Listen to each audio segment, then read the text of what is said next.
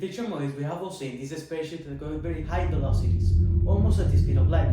Then the big question comes, is that even possible in reality, and how? The answer is yes, but not yet, and with something called antimatter. As you know, matter is all the stuff around us, but there's another thing called antimatter, which is the mirror version of matter but with opposite charges. For example, if we have an electron with a negative charge, its antiparticle is the anti-electron, also called positron, that has a positive charge. And in the case of the protons that have a positive charge, its antiparticle is the antiproton, that has a negative charge.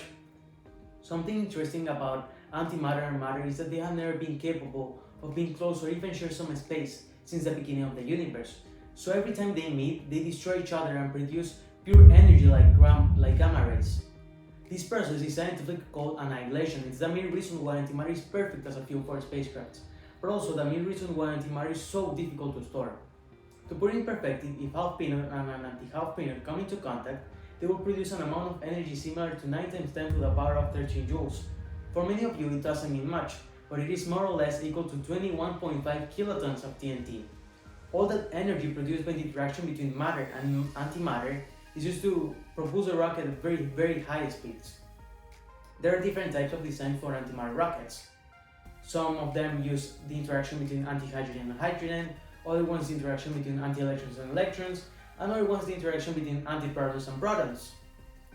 In some designs, the antimatter is created when the rocket is in space, and in others, the antimatter has already been created. Unfortunately, antimatter is the most expensive material in the world. Just 1 gram of it can cost billions of dollars, and it is so expensive because of the vast amounts of energy that labs and factories use to create very, very small amounts of it, not even enough to boil a cup of tea. However, we can get antimatter from bananas, but the amount of anti-electrons that bananas produce is nothing compared to the crazy number of active electrons that we need to make 1 gram, and to travel to Mars we need 10 grams. Also, antimatter is constantly created in space, but the problem here is that all what we see in space is matter, so every time that antimatter particles are created there, they just explode with matter. As I told you before, another difficulty with antimatter as a fuel is storing it, because every time matter and antimatter meet, they just destroy each other and produce these high amounts of pure energy, like gamma rays. These high amounts of pure energy can cause radioactive damages to the rocket and to the crew.